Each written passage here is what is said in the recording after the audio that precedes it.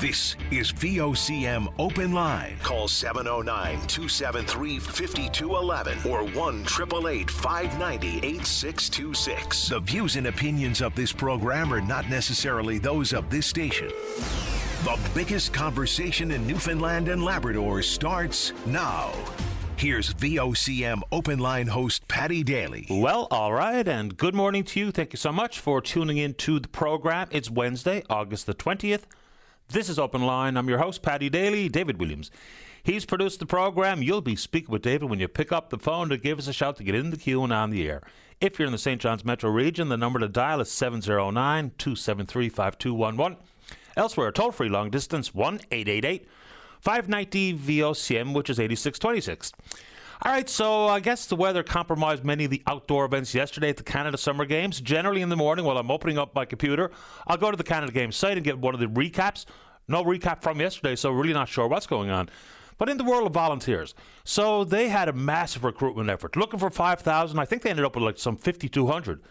But the word out there is that some of the volunteers aren't taking any shifts. So volunteer name only is probably not great. If you signed up and you got your kit, maybe chip into the massive, monumental effort it is to keep the games rolling. A couple of random notes in the sporting world. Certainly some of these athletes will be looked up to by all of the competitors at the Canada Summer Games. On this day, 2008, Usain Bolt from Jamaica, of course, wraps up the 100-meter and the 200-meter double in style, a new 200-meter world record, 1930, and that's at the Beijing Olympics. And it was back in 2016, the inaugural women's golf event at the Olympics, won by South Korean golfer In Bee Park, 16 under par, 5 strokes ahead of Lydia Ko from New Zealand, and Shen Shanfeng from China at 10. All right, so didn't get an update on the games, no big deal.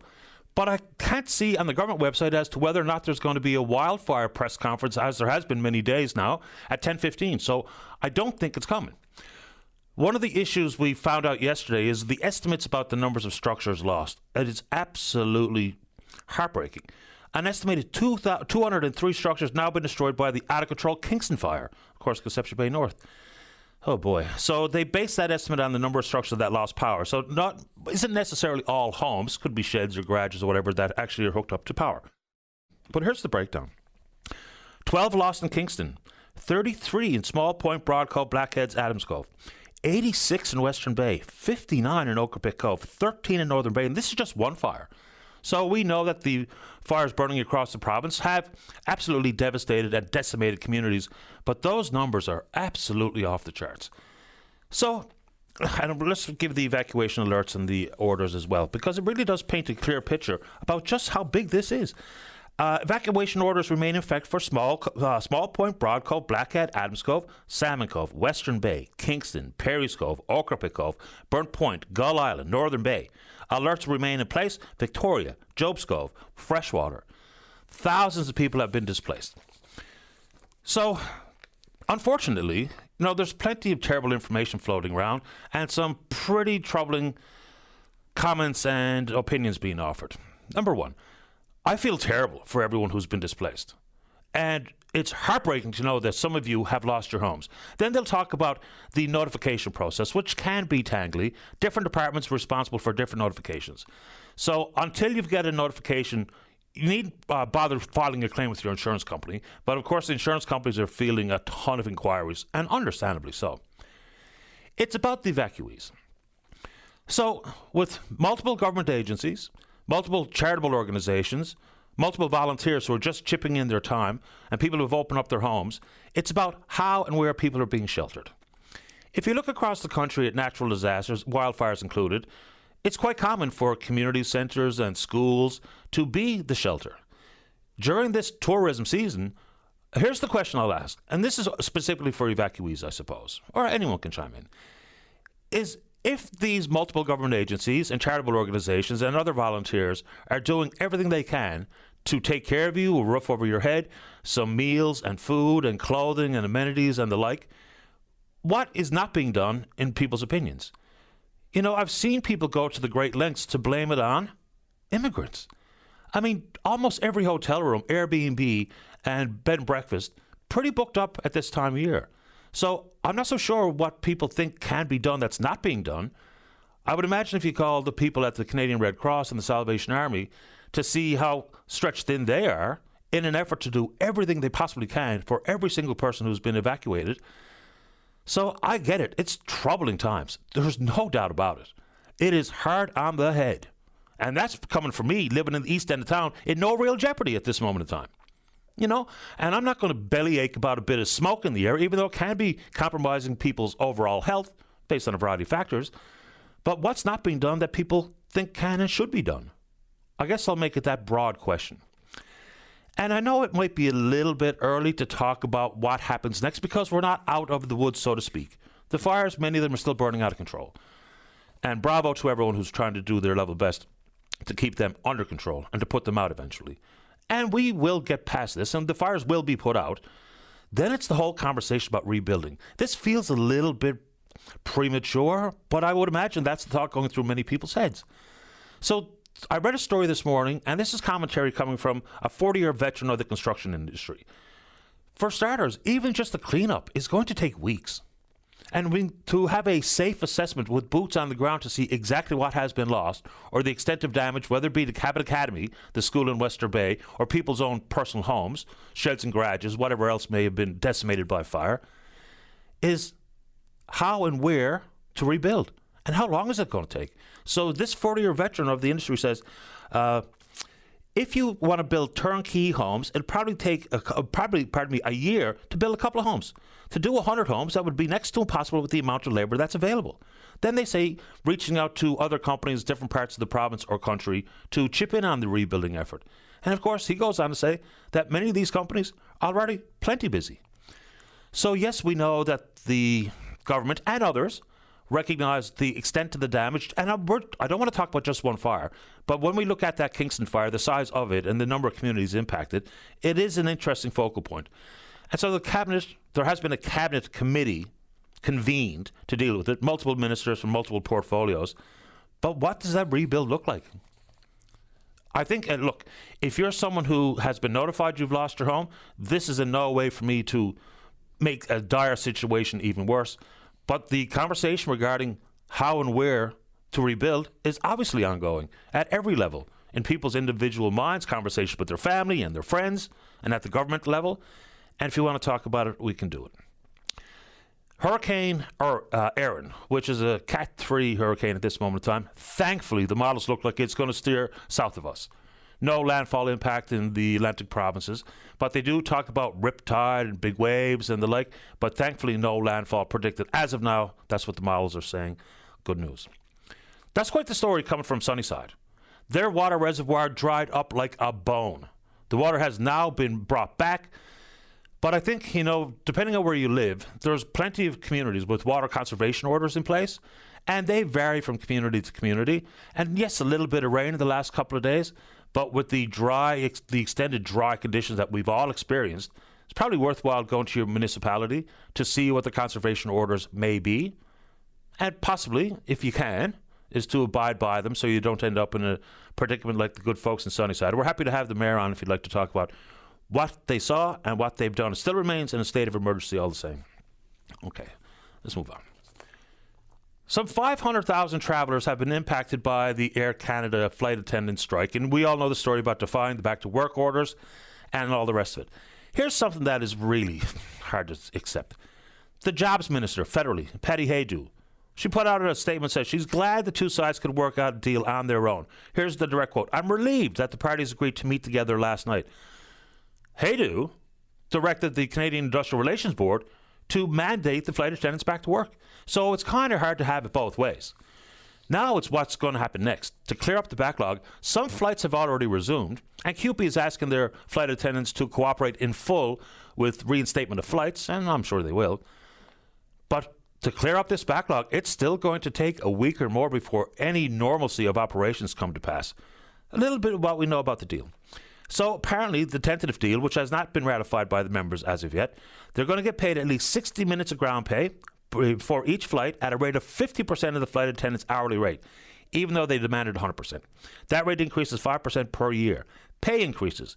12% for flight attendants with 5 years or less service with Air Canada, 8% for those who have worked at the airline longer than that, and then salaries would increase 3% in the second year, 2.5% in the third year, and 2.75% in the fourth year.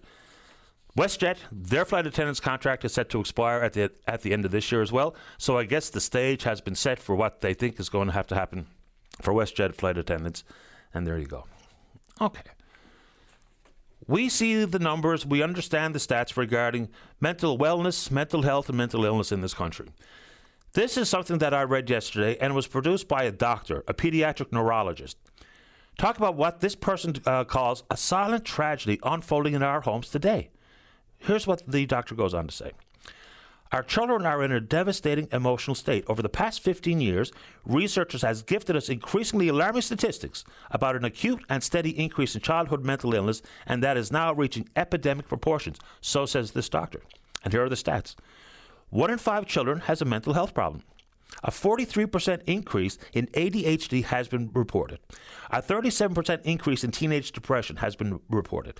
A 200% in the increase of the suicide rate in children aged 10 to 14 has been reported. So the question is, what's going on? The doctor goes on to say, children today are being overstimulated and overgifted with material objects, but are deprived of the fundamentals of a healthy childhood, such as, and this is not me giving parental advice, this is reading from a doctor. Emotionally available parents, clearly defined boundaries, responsibilities, balanced nutrition and adequate sleep, movement in general, but especially outdoors, creative play, social interaction, and unstructured play. On the other hand, in the last few years have been filled with children of digitally distracted parents. And look, it's a busy life. It's a busy world. I totally get it. Forgiving and permissive parents who let children rule the world. They'll be the ones who make the rules. A sense of entitlement, of deserving everything without earning it or being responsible for getting it. Poor sleep, unbalanced nutrition, a sedentary lifestyle, endless stimulation, technological nannies, instant gratification in the absence of dull moments. So they go on to talk about what we can and should do. But if we're talking about those numbers over the course of the past 15 years, just 15 years, staggering. 1 in 5 children have a mental health problem, a 43% increase in ADHD, a 37% increase in teenage depression, a 200% increase in the suicide rate of children between the ages of 10 and 14. It's a lot to read and it's a lot to say, and I'm sure for folks listening, it's a lot to hear. But getting involved here with these epidemic proportions based on the numbers reported by this doctor, a pediatric neurologist, is staggering stuff. If you want to talk about it, we can and we absolutely should do it. This is an interesting story. You hear me refer to polls. I take them with a grain of salt, snapshot in time kind of stuff. But this conversation has been floating around for quite a long time. And there was a recent Angus Reid poll talking about what they refer to as mandatory service. So let's get into it. And this is just for the purpose of conversation. At least 7 in 10 people responding to a recent Angus Reid poll reported the idea of 1 year of mandatory public service for Canadians under the age of 30. And here's what that means. They're talking about tutoring kids or working in national parks. There was a question about mandatory military service, which I think is ridiculous personally. I mean, it's not South Korea. So there's actually 43% in support and 44% opposed. Now, I think it's a terrible idea to make it mandatory to serve in the Canadian Armed Forces for a variety of reasons. For starters, not everybody's built or equipped to be a member of the military, but things like tutoring kids, working in national parks. I mean, this was a big move in the United States, say, for instance, some 50, 60 years ago. Is there an upside to it? Because we just gave you the numbers about, children without a sense of purpose and children that don't have structure, and what it's meant for the increases that I mentioned just a couple of minutes ago. So mandatory service. I thought that conversation had died on the vine, but apparently not. So just to get into it a little further, whether it be things like the pandemic, inflation, labor shortages, Canadians over 15 years old who volunteer for charities or nonprofits dropped from 41% to 32% between 2018 and 2023. That's a massive drop in folks volunteering. So that concept of structured community work, I'm not going to call it community service, but I suppose it is. But what do you think of that? That kind of caught me off guard when I saw it this morning. All right. Inflation numbers. Good news on the national front-ish. So cost of living decreased by to 1.7 from 1.9. But in the province, it went from 1.2 to 1.6. They talk about lower gas prices. Gas is down on the average 16%, of course, largely due with the elimination of the carbon tax. But here's the stubborn part. Groceries, again, 3.4% annual increase in groceries. So how does this genie get stuffed back in the bottle? You and I as shoppers, we see it. So we're paying more for a product that has less weight, less actual product therein, in the tin or in the wrapping. So what happens here? Don't take it from me, take it from the Competition Bureau of Canada. It's not just about how overwhelming we're dominated by just big five retailers. It's not just at the shop front where you see this impact. They also talk about distribution because the big players have their thumb on the distribution scales. Then we still see stories about interrupted supply chains, fires and floods and droughts and insects. So what happens to groceries? You and we all know that things can increase in cost quite rapidly. Coming back down to earth, not so much. So while we can see some relief on some of these inflationary issues, and you can't eat inflation, but I think regardless of who we all support politically or otherwise, we all have to eat. And we all either have to go to the grocery store, and the unfortunate numbers of Canadians relying on food banks, whatever the case may be, that grocery issue is going to persist into the future. And what the answer is, maybe we should learn a lesson from the Competition Bureau and maybe do a little bit more on that front. Don't take it from me, take it from them. All right. Just some export numbers that are relatively new that we can have a look at. And a lot of this is based on the unnecessary, unjustified tariffs. So the Americans, they remain the largest importer of Canadian goods, although total imports to the United States, or exports to the United States, have decreased by 1.5%. So almost $3 billion worth of goods compared to the same period in 2024.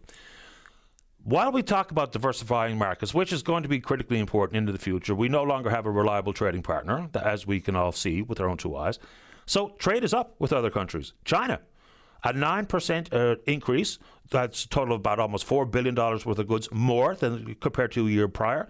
Mexico up 7%, about $1.65 billion worth of additional goods. South Korea up 5%, $418 million increase. So while we know we're still apparently trying to hammer out some sort of updated trade deal with the United States, because that relationship looks pretty tattered at this moment in time, but the good news, I guess, is more trade with other nations, which we're going to have to do into the future, as we all know.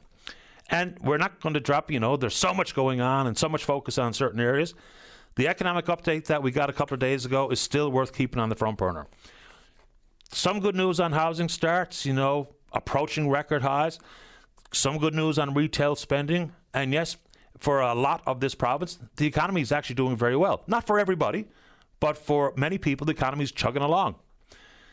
But the issues regarding the increase, almost more than doubling of the deficit, and still the headline for me is and always will be, we are going to borrow $4.1 billion this year.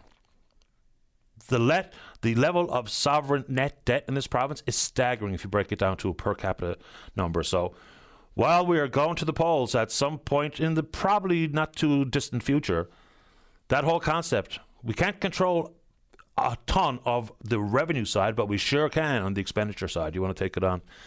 Let's go. We're on Twitter. We're VOCM Open Line. Follow us there. Email address is openline@vocm.com. When we come back, Reg wants to talk about the hospital. And, the mayor of Sunnyside is Roger Snook. He's in the queue to talk about their reservoir dried up, state of emergency. Some water supply back on site. We'll get exactly what we have for details from the mayor right after this. Don't go away. Welcome back to the show. Let's begin on line number 2. Say good morning to the mayor at Sunnyside. That's Roger Snook. Mayor Snook, you're on the air. Good morning, Mr. Daly. How are you? Not too bad at all, sir. How about you? Good. What a state of affairs out in your community. Tell us what's going on. Well, Saturday, we knew the reservoir was getting low last week. We were on water conservation, the town was. But Saturday, it went completely dry, and there was no water coming out of the taps. So water has been reinstated to what level? What do we know this morning? Right now, we're still on the state of emergency. I haven't lifted that ban yet. We are getting water flowing from the taps. People can get a shower. We're still under conservative order. People can get a shower. They can wash their dishes, I guess, but not in the dishwasher. Just minimal use. Understandably so. So what exactly is entailed in a state of emergency other than water consumption, whether it be for a quick shower, flush a toilet, or what have you? Well, the first thing we had to do was make sure that we had an ample supply of water on hand. Through a government grant, we were able to get monetary assistance. We had 500 cases of water. We had which we distributed throughout the town to the seniors and the residents. We also had 1,000-liter tote. We had up in the back of the truck. We were going around to people's houses, delivering water, and we just took care of our residents the best we could. I'll get you to react to a comment from one of the business owners in your community. Where are our government officials? They've left it to the councillors. Your thoughts? Well, I'm so glad. I saw that interview last night on CBC with Carolyn Stokes, I believe. And I'm so glad that you asked me that question. Our MHA, Jeff Dwyer, has been in contact with me at least twice every day since this happened. And our municipal affairs leader, Chris Stant, he's been in contact with me every other day, checking in on us, seeing how we were doing, what he could do for us. So that's that. So into the future, and we can only hope that we get enough rain, and hopefully this winter we get more snow and more runoff to keep the reservoir full. Are there any long-term plans, considering that this might happen again? I mean, the way the temperature and the weather and the climate has changed, this is a potential possibility into the future for the reservoir to dry up again. So any initial conversations about maybe some plan Bs? Plan B is there's another pond on the side of the first pond that the water level went really low. That pond is what we call the third long pond. We are currently in the process of coming up with a plan to run pipes from that pond, which is a huge pond. It's almost the size of probably, half the size of Gander Lake. And we're going to utilize that pond to feed into our river system. How do you manage capital costs for that? Is there any initial understanding about how much that would cost to add that supply to the system? We're having discussions on that this afternoon and tomorrow. We're going to see if there is any grants available, any funding, any emergency funding for something of that nature in case this happens again in the future, which likely it could, We're still under the water conservative order. Even the surrounding towns of Sunnyside, Arms Cove, Come By Chance, Little Harbour, Southern Harbour, even Clarenville is under water conservative order right now. Yes, as we are in Paradise, Torbay, St. John's, and a variety of communities this neck of the woods too. Is there any understanding about how long the boil order advisory might remain in place? Until we feel that the reservoir is going to maintain its levels without any issues, then we'll decide to take the order off. When you have more information you'd like to share with your residents, you're more than welcome back on the program. And any final thoughts this morning, Mayor Snook? Yes, sir. I would just like to thank all the volunteers that came forward on Saturday with phone calls, people leaving their numbers to come in and help. We had the Junior Rec Association going around to the town, passing out cases of water to residents. We also received monetary gifts, I'm not going to say how much, from Fort McMurray. People got together, collected money, and sent it to our council office. That's amazing. That's overwhelming, I like to say the Newfoundlanders and Labradorians, in the face of adversity, we take care of each other. As we should, and I'm glad that's the case for you and the residents of Sunnyside. I appreciate the time, Mayor Snook. Thank you, sir. Thank you for having me, Patty. Have a great day. The very same to you. Bye-bye. Yeah, and I mentioned, off the top that the water conservation orders are in place. And it's a little bit surprising, especially when we're in the midst of that extended amount of super dry conditions, that municipalities weren't putting that reminder out to the residents. For instance, in the city of St. John's, there's been a year-round water conservation order in place since 2022. And so I don't know how many people actually know what it is or abide by it, and I'm not going to open up the rat line for someone who's got the sprinkler on when they're not supposed to because they're on one side of the street and it's not Tuesday. I'm not interested in that. But knowing that the issues can indeed become problematic in one community or another, like I mentioned, it's probably worthwhile checking in with your own municipality, see what the water conservation orders are, because the worst case scenario is if people don't understand them, then they might find themselves close to or in the exact same predicament as the folks out in Sunnyside, which is amazing. And again, you think about it, 2025, modern day Canada, there's somewhere in and around 170 communities right now in this province that are living under a boil order advisory. Some of them have been under boil order advisories for decades, which is remarkable when you think about it out loud. All right, I want to make sure Reggie gets adequate time. Quick check-in on the Twitter box. We're VOCM Open Line. Follow us there. Email address is openline@vocm.com. Today's a good day to get on the program. It's 709-273-5211 here into the metro area. Toll-free long distance, 1-888-590-VOCM, which is 8626. We're taking a break and then we're coming back. Welcome back to the show. Let's go to line number 1. Reg, you're on the air. Good morning, that is my first time caller. Welcome to the show, Reg.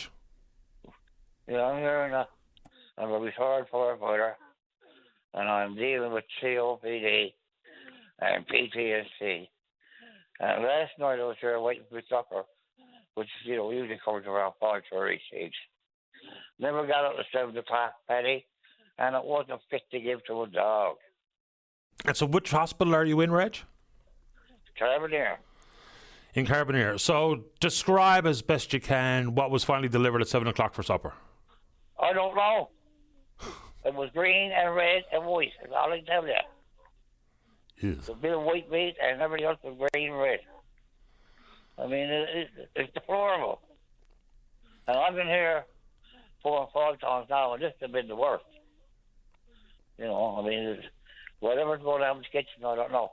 The other staff, you couldn't ask for any better, but the kitchen staff is something to be talked about. And of course, the staff can only prepare the food that they're given to prepare. But this has always been an interesting question for me is, if someone's in the hospital, it's in there because they're sick. Who needs good, nutritious food more than people who are sick in the hospital? It's always been remarkable to me as to why the food is not absolutely top quality in hospital in particular. Long-term care facilities and other places like that. Yeah, my son has to leave town, pick up my wife who is 30 hours away, and bring me something to eat. It's ridiculous. It is ridiculous. So what's the timeline you're looking for at Reg to be still in the hospital in Carbonear? Oh, I don't know, Paddy. I've got a breathing problem, I've got a flu problem, plus the COPD, that's one thing, and then that a retired firefighter, things are after staying over here. I got PTSD besides that. Well, I'm really having a hard time. But medically, if I could get over this medically, probably things are coming a lot easier. But right now, things are not doing too good. Reg, how long were you a firefighter? 25 years. 25 years. Were you a volunteer firefighter or so-called paid firefighter? St. John's. Oh, St. John's. I had to retire. I had to retire after 15 years to injury. So I only, wasn't my idea to retire, but at that time, you needed your full health strength, or you were considered a firefighter. And of course, the medical help you need with your COPD and whatever else might ail you is one thing. But insofar as the world of PTSD, what sort of support or counselling do you get for your PTS? I get nothing, Paddy. No?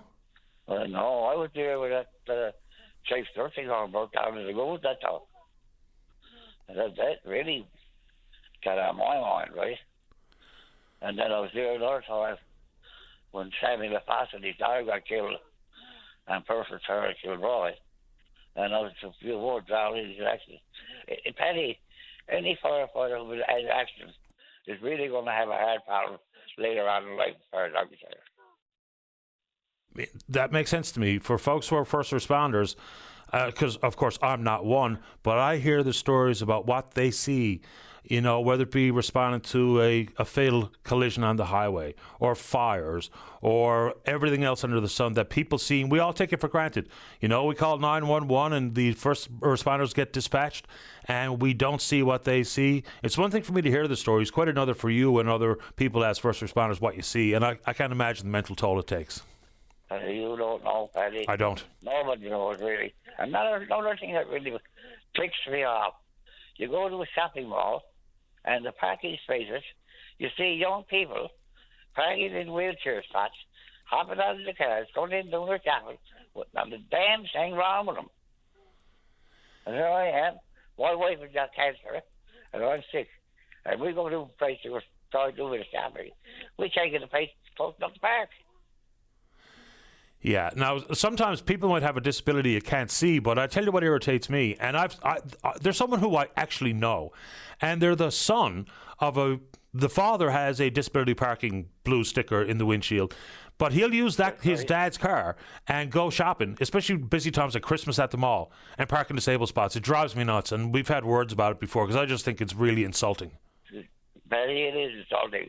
There's nothing worse. You know, there's ridiculous people just that think about nobody themselves. Sometimes, Reg, that's all too common and all too true. I hope you're going to be okay. Hope you're not going to be in the hospital too long. And we'll continue talking about, the need to have healthy, nutritious, easy to decipher food for patients in every hospital, every long-term care facility. It's nice talking to you, Paddy. I appreciate your time. I wish you well, Reg. Thank you. We'll go on. Take care. Bye-bye. Remember, it's not that long ago that we would talk to, say, for instance, Josh Smee, the CEO at Food First. There wasn't an initiative they were working on to do what they can in the world of produce, to get locally grown produce into all of the hospitals and all of the long-term care homes, all of the personal care homes. I don't know what the status update might be on that front, but when I asked Reg to describe what was eventually delivered for supper at 7 p.m. last night, and he couldn't tell us what it was. It was, what do you think he said, red, green, and white? That's not good. It's not good at all. And I'll put it out there one more time because it just kind of makes sense in my mind anyway, is that if you're in a hospital, it means you're sick or recovering from something, whether it be surgery or otherwise, orthopedic or whatever the case may be. But you are recovering. Hopefully you're recovering. So wouldn't that be the place where you would expect a healthy, nutritious meal 3 times a day? Why? Because you're sick. And one of the pathways back to recovery is to eat properly. So I'll put it out there. But I would be curious to get an update from Josh or whoever about where that initiative stands about trying to get locally grown produce into, and I forgot it, not only hospitals, long-term care facilities, personal care homes, but also into the province's schools. On that front, school's only a couple of weeks away. And a lot of work has to be done. Is there an update from anybody, and please do chime in, if you know where we are on trying to implement the school lunch program? It's fine to have the announcements and the discussion about how much money. Not every school is created equal. Not every school has a cafeteria. Not every school has a kitchen. So where are we on the implementation of the school lunch program in schools that did not have it last year? Let's go to line number 1. Caller, you're on the air. Yes, good morning. Good morning to you. I'd like for you to explain, if you could explain some of the rules for an ATV on the road. Okay. What's the specific question you might have? Well, I don't understand if you're not in the fire zone, if you can ride them or not. Okay, so the restriction that is in place gets reviewed this evening at 11:59 Island time. So currently what it says is if you are in an area that has a fire index that's either high, very high, or extreme, you cannot operate your off-road vehicle in those forested areas. So that includes ATVs, quads, side-by-sides, dirt bikes, mini bikes, and the like. So you have to check the region's fire index to find out the answer to your question. And that's an easy one. Do you use the computer? No. Where do you live? It's on Bella Island. You're on Bell Island. Let me see if I can find it for you really quickly here. I think you're in the low zone, so I think you're able to use it. But it'd be great if I could find that. Dashboard. Let's see here. All right. You are in a low risk area, so you can operate your ATV. Okay, then thank you for answering my question. No problem. Appreciate your time. Good luck. Have a great day. You too. Bye-bye. Thank you.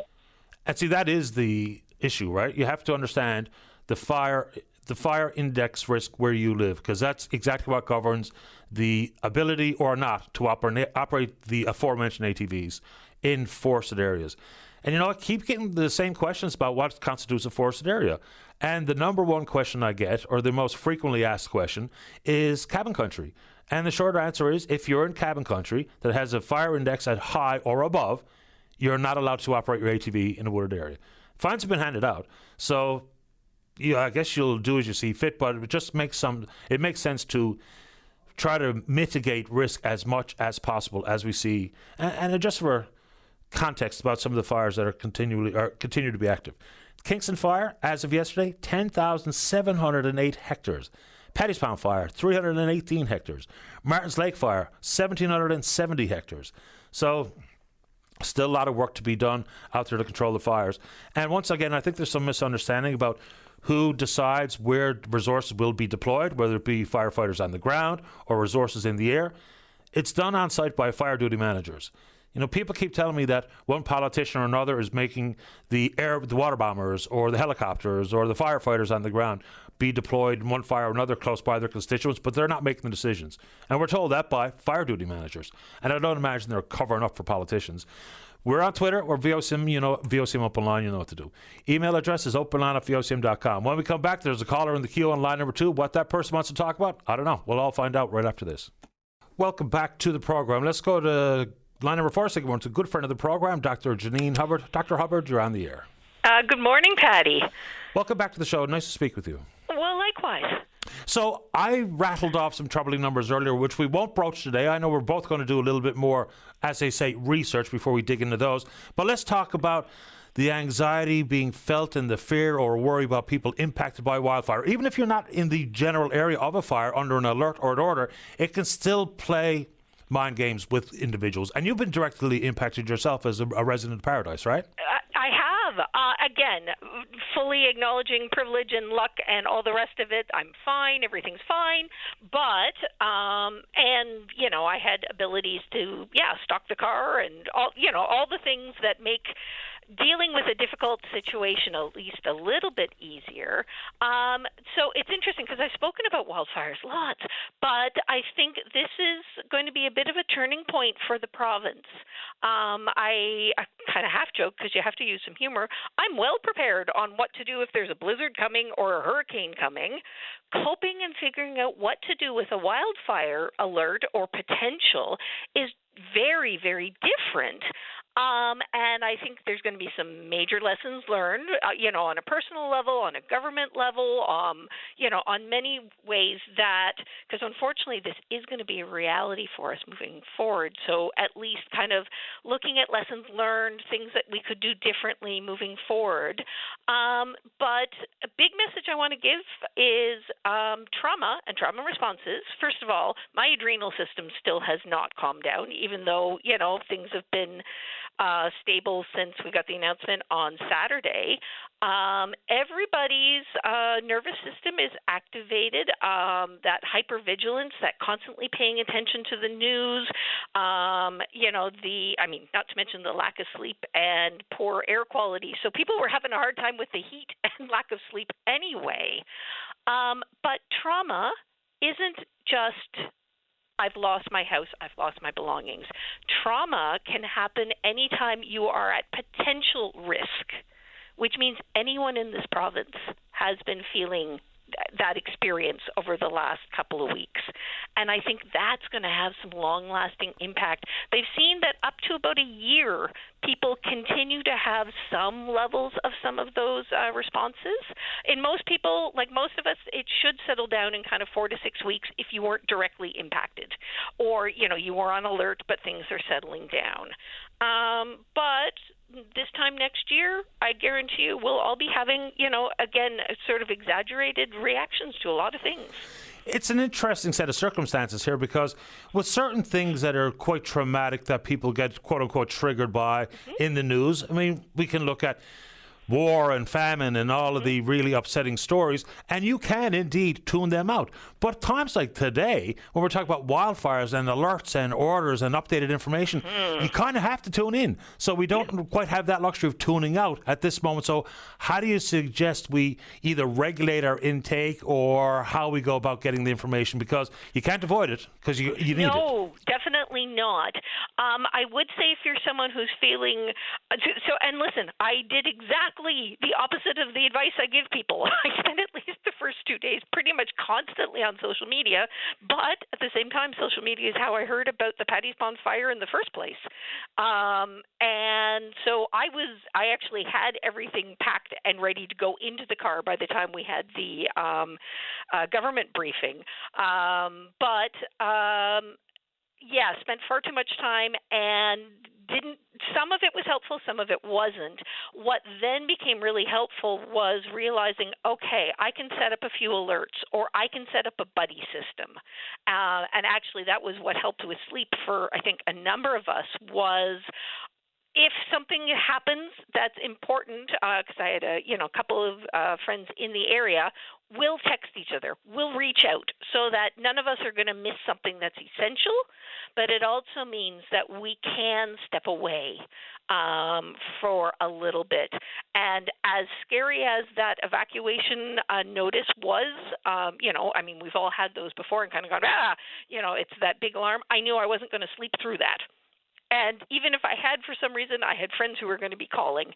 So setting up a buddy system, if you're finding it really, really difficult, or taking turns, maybe today's your day to kind of keep a closer eye on things, and then tonight somebody else is going to do it. So figuring out ways that you can take breaks. It's been hard for a lot of people to do their normal coping, whether that's outdoor exercise because the air quality. It's funny. I joked a little bit. I've never wanted a glass of wine quite as badly as I did, early on. And again, I'm just a very occasional drinker. So if you're someone who does have issues with substance use, don't be shy about reaching out for help. But also, if you are really feeling that you need to be using, making sure that you have a safety plan in place, that you've let somebody know that I'm not going to be able to drive myself out of here tonight. I need a buddy system. Again, it's that reaching out, but not being ashamed. I think biggest thing right now is if you are really struggling with this, even if you're not immediately impacted, don't be ashamed at reaching out for help. Go to one of those information sessions NLHS is offering. Call, we've got all the doorways, we've got the 811, we've got, all of the lines to call, but don't feel you're not justified in calling if you're struggling. Because I hear from a lot of people, well, it's just I've been in town and I smell smoke. I know I'm not immediately impacted. It can still trigger a whole lot of trauma and anxiety responses. So please don't be shy. It was the next question coming out of my mouth is about it's okay to feel one way or the other, whether be anxious or worried or whatever the case may be, because when we suppress it, it has a funny way of making it worse. And in this case, having conflicting dual feelings. So I'm using the yes and as part of the discussion. Yes, I'm very grateful for the first responders and, all the efforts that have been done and you guys in the media and government, and I can be very appreciative of that and still devastated, if you've lost property. You can... Yes, I, know that I am in a place of privilege and have a vehicle and I'm able to gas up the car, all of those kind of things. And it's still really stressful. So it's okay to have those mixed feelings because people often feel like, well, I have to feel grateful and for people who have had losses, it's really difficult figuring out how to address that and not sound, overly cheerful or, that toxic positivity of, that's okay, things can be replaced. No, give people time. Yes, I'm grateful that there's been no loss of life, and this is still devastating. It's okay to have both of those feelings. Yeah, the buddy up system is not only pragmatic, but it can be helpful to your mental well-being. I mean, just to know that, whether it be your neighbor in paradise or wherever the case may be, whether it be tag teaming, looking at social media, whether it be things like making arrangements if you had to go to work and you're living in an alert area, you might not be able to go back. What about your teenage kids who need to get out? What about your dog? What about your cat? What about if you have those plans with someone else? It just gives you that sense that you are not alone, because sometimes that's the number one, it is for me anyway, is I get most anxious if I feel like I'm isolated. And that can happen to me. And I'm living and working in a building, and I've got a family, and I've got friends, and I got golf buddies. But it's easy for that to seep into your mind. So just that fundamental of, I got your back, and you got mine, that is sometimes for me just eliminates that feeling of being alone or in it on my own or whatever the right phrase is. Oh, for sure. And we even did some problem solving of what haven't I thought to pack? Because again, this is weird. This is a different kind of preparation. And I had the epiphany. I went down in the basement and I went, Christmas tree ornaments. That's something that for me represents childhood and is something that I hadn't thought of. And so, fortunately, they were all in a little box, and I had space in the car, so they got tucked away. That wasn't something that was on any of those lists. And again, I know I have the luxury of having that space. But so even between the group of us, a little bit of humor, but also just some of that problem solving of what haven't I thought of, because we don't think clearly when we're stressed. So rely on others, and like I say, not to sound overly optimistic, we will get through this. This brings out the best in people. It also brings out the worst in people. But Newfoundland and Labrador, as a community, we rally, we support, we help to rebuild. This is different, and we're going to learn some lessons, and we'll move forward from it. For issues like what we're dealing with today, when it brings out the best in people, that's really encouraging. And for those that it brings the worst out of, I know we can't, I don't know if this is the right strategy, but this is what I do, and it works for me. I just try to ignore them as best possible. Even though people think I should jump in and try to correct them on this or that, it's not my job. And I feel better when I ignore the folks that really, really lose their mind here with the commentary that they offer. I mean, folks are struggling. When it brings out the worst, it's maybe a time to have a little quick look in the mirror yourself. Oh, for sure. And I look at that, at the moment, we are all on kind of limited emotional capacity because of everything we're processing and dealing with. Why am I going to give up some of my very limited resources to something that's not going to be helpful, and I'm not going to, change their mind, so let me focus on the things that are helpful. And wildfires create hopelessness. They create lack of control. So focus on the things you can control. And whether that's helping with donations, whether that's, figuring out things that you can do. And sometimes it's okay if you don't have that in your capacity, and just getting up and getting through your day is what you are able to do. That's amazing.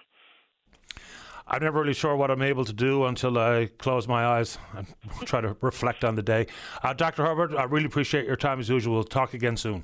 Absolutely. Thanks, Patty. And hang in there, everybody. Absolutely. Thank you. Bye-bye. Dr. Janine Hubbard, always helpful. Let's take a break for the news. When we come back, there's a call or two on the wildfires. Chris wants to talk about the fixed link. Love that conversation. And Bev has an update to share as well, and then tons of time left for you. Don't go away. Welcome back to the program. Let's begin this segment on line number 2. Good morning, Chris. You're on the air. Yeah, good morning, Patty. I'd like to talk about the fixed link. I have a business myself, and when I go into a customer's house, like what I have to do is I have to explain the features and sell the benefits. It's not like I'm trying to sell somebody something, but they want the service that I have.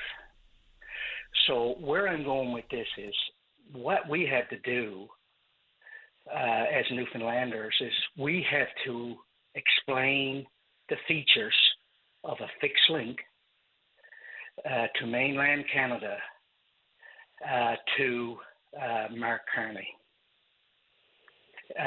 In the future, with the talks of the major projects that they're talking about across Canada, we had to be one of those.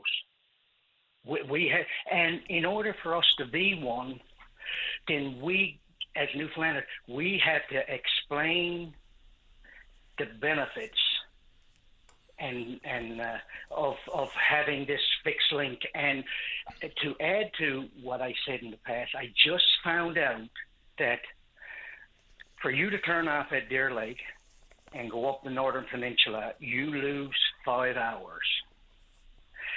But I also found if you travel on Route 389 that Quebec is proposing to take from the mouth of the tunnel and bring it into Quebec, and then you can go down to New Hampshire. And I don't know everything.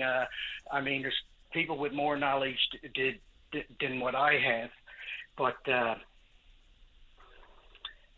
where I'm going with this is, another I just lost my train of thought there, but just look at, for instance, what was just on the news there before I came on about hurricane season is at its peak. Do you think that a person is going to book a ferry ride knowing that we're going into the peak of hurricane season? It's an interesting question. I would imagine people who have to travel will travel, but folks who, it's not mandatory that they go to one place or another. During a hurricane, they probably won't travel regardless if it's through the tunnel and or through Marine Atlantic, I suppose. You mentioned Quebec and the highway that would need to be completed there. That's Route 138. The most recent numbers from Arup that updated the 2018 research done by Hatch, they say that number has now ballooned to $3 billion.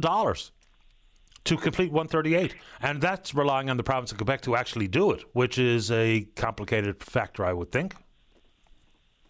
But the other thing, too, is the 5 hours that you lose from Deer Lake to the entrance of the tunnel, you'll gain it from the other end of the tunnel into Quebec. My understanding, you'll lose it and gain it. And if where the problem comes into is Marine Atlantic, like coming 90 miles across in windy conditions, it's out of our control. It's a hostile environment. We're going from a hostile environment into a controlled environment. And all we're doing is selling it's a feeling of security, knowing that you can leave the province and go where you like and be part of the rest of Canada. I mean, if I had the time, I'd devote my whole life to it, but I got to work, fortunately. So it's critical to opening up Newfoundland and the benefits are unreal, and I know that lots of people in Newfoundland got benefits up their sleeves to talk about this. And just leave money out of it. The money will come once you get it started, and the benefits have to be sold to Mark Carney to include us into the major projects. Just a couple of thoughts there. I think the decisions will be made based on money. I really do. For starters, we don't really know what a tunnel building company will propose. Whether they stick with the 18-kilometre rail tunnel, which has been the preferred option by both reports from 2018 and from Arup in 2023. So I think money is going to be part of the conversation. And let's just dig into time of travel. Here's what we have found out here. So the Arup report said travellers to Newfoundland from Quebec City would shave 2 hours off their trip using the tunnel. Travellers from Winnipeg would save an hour. But anyone coming, say, from Halifax or Boston would be in for a longer trip using the tunnel compared with the ferry itself. And you talk about Mark Carney and nation-building projects. You don't need me to say it. The Liberal government themselves have said exactly that.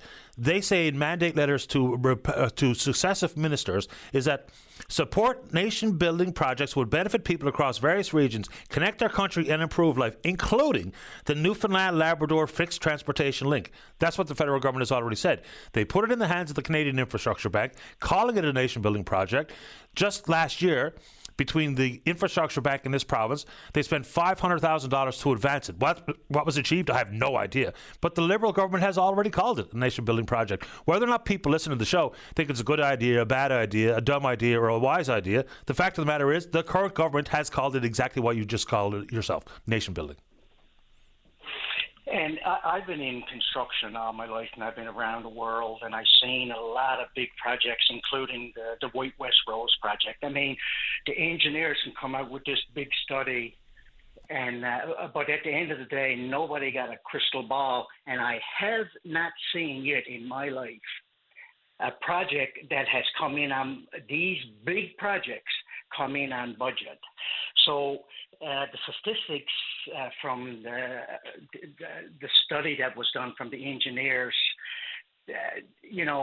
I don't even heed that really, because the thing is, and I know like money is important and all the study and everything, but I have never yet seen a construction job come in on budget and in on time. You can put out a proposal and you can come close, but the thing is to get it started is the thing. But it's not going to happen unless we explain the benefits, and they got to be real and not false. They got to be real. Is it a benefit? And we cannot even perceive what the benefit will be to open Newfoundland up to Canada. Yeah, we'll have to use some educated best guesses about what travel and traffic might look like, given there's going to be an operating expense that has to be paid for. Like if it's like the Confederation Bridge, and the toll will be based on traffic volumes to pay the people, because this is going to be a P3 if it ever does happen, I would think. Then it's the upgrade of the highway network on the Great Northern Peninsula, which would have to happen if the traffic volume is the rosy set of circumstance that Hatch portrayed. So I guess I'll put that out there. I think you're right. The vast majority of these mega projects come in over budget and over time, or they don't beat their schedule. But you know one major project that did come in on budget on time? The Maritime Link. Emera, Nova Scotia Power, they built that 500 megawatt Maritime Link for $1.5 billion, and they completed it early. I'm not trying to refute your point, but that's one of the fascinating projects that actually got done on time and on budget. But we can't seem to pull it off. Okay, so I'm going to ask you the question now. I know that you and the other guy that filled in for you while you were on vacation is in favor of this. It's what was his name? Anthony Germain, yeah? Yeah. He's excited about this, and he's on board with this. So my question to you personally is, why are you in favor of it? I've never said I am. Well, the tone of your voice there when you were talking about me coming on talking fixed link indicated to me that you were in favor. No, I enjoy talking about it. I just think it's one of those fascinating projects. Look, we've been talking about this for decades, right? There was a big body work done in 2004, and then Hatch did it in 2018. Then Arup did it again in 2023 with much different numbers. So I haven't said one way or the other whether or not I think it's a good idea. In fact, given the Arup report, which is the most current numbers we have, it doesn't look like it's financially a very smart thing to do. So I've kind of hesitated to be all in or all out on this particular project, versus what I try to use is the most recent numbers we have. And what I've also got on to say every single time is the only logical next step now is to go to the market, see what the market thinks. Get a company in that has some expertise in building these types of tunnels, whether it be from Norway or wherever else in the world. Let them tell us, because they're only going to get involved if they think there's money to be made. And they will put financial forecasts on the table, just like Hatch did, just like Arup did. So I'm not in a all in or all out. The only comment that I made that probably makes me sound like I'm all in is, and I was just using the Liberal government themselves, their own words. They've called it a nation-building project. And if the Prime Minister is talking about fast-tracking nation-building projects, his government has already called this one. So that might give people the perception that I'm in total favor. But the most recent numbers we have, it doesn't look like it's financially very wise to do. That doesn't mean that those numbers might not change in the future. So, Patty, the other thing too is you talked about a rail. Why are they considering going with a rail versus just getting in your car and driving through the tunnel? It's an interesting question. Rail. Yeah, apparently some of it has to do with safety, which I guess I kind of understand. Even though you can have a median, that just like on Pitts Memorial Drive, I'm not going to have a head-on collision because there's a barrier there. So I'm told it's about safety and efficiency, and I can't really answer that question with any authority because I'm not entirely sure. Yeah. Okay, Patty, that's basically all I got to say this morning. We'll just see if anybody else weighs in on that. I hope they do, and I appreciate your time, Chris. Thanks a lot. Oh, okay. Take care. Enjoy your day. Bye-bye. Yeah, what I generally say leading into is I simply do enjoy the fixing conversation because we got to get the numbers out there. The decision will be made based on numbers. You got to believe, because if this ever happens, given the fact we're building hospitals and long-term care facilities and prisons under the private-public partnership, something like this, you got to believe it's going to be that as well, right? Right. Let's take a break. Don't go away. Oh, welcome back to the show. Let's go to line number 5. Good morning, Tony. You're on the air. Yes, good morning. I was just wondering if there's any updates from the government to give funding because of their wildfire in Western Bay? Update from the government on what, Tony, sorry? For the funding for the wildfire in Western Bay. People lost their homes. Funding? Yes. No, not yet. I mean, they're still not entirely sure exactly what's been lost. They're basing some of the estimates on the structures that have lost power. So there's no funding update as of now. I mean, for starters, the Adams Cove fire there months ago, and the government was talking about funding for people who lost their homes there. Still no announcement on that front. So certainly nothing about the CBN fire or the Kingston fire yet. Okay, very good then. No problem, Tony. Put out there. No problem. Appreciate the time. Thanks, buddy. Thank you very much. Bye-bye. Just a couple of notes on the notification process. It is a bit disjointed or splintered, and it is a little bit complicated. For starters, the municipalities, they take the lead when they talk about notifying residents of structure losses in their community. But if an area is unincorporated, then it becomes the responsibility of the Department of Justice. When we talk about cabins, they become the responsibility for notification from the Department of Forestry, which is a bit of a disconnected system, but that's the case. Let's go to line number 3. Tom, you're on the air. Good morning, Patrick. How are you this morning? Doing okay, thanks. How about you? Not too bad. Patty, I want to comment about the fire issue. That's where I was raised, of course. The school that burned down, that was built on the site of my old high school. So that whole area, of course, is where I was raised, where I did my crazy things. And I was only advised last night that 2 of my family members lost their homes. So it's of course a very difficult time for everybody. And I was thinking early this morning when I was listening to you that my very first job, the very last job I had while I was in the Air Force, was that I was the officer responsible for, while I was in Europe, all of the children who remained in Canada while their family members, the military members, were transferred to Europe. So, I had to look after the payments for their private schools and things which they were allowed to do, and to arrange their trips between the parents and the family members so they could visit. So, and I was thinking about that this morning and thinking about all the children that are going to be displaced as a result of their schools being burned down. And I thought, all the things I experienced dealing with parents and children when they were separated and all those things. And I started to think about it, and I said, is there something I could possibly do to help people and help these kids? And I was saying, well, I got an 11-year-old, and you could probably hear him in the background now because he's got 2 of his friends over for a sleepover last night, and they're going crazy with video games and things. And some of these kids, or in fact all of these kids, are now going to have to go to different schools. They're going to have to travel long periods of time, probably as much as an hour a day on the school bus to get to either Carbonear or Old Perlican.